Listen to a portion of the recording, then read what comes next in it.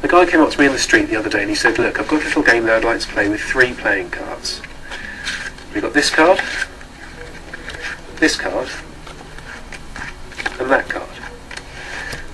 He said, all you've got to do is keep your eye on that card.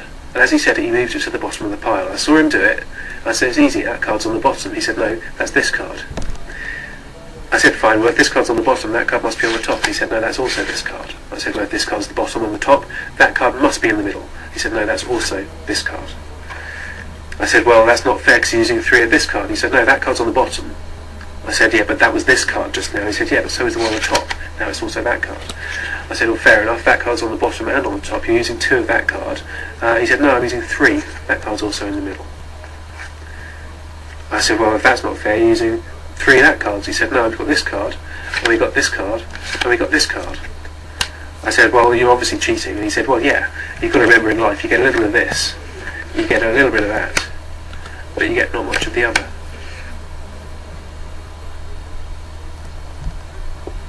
不养一个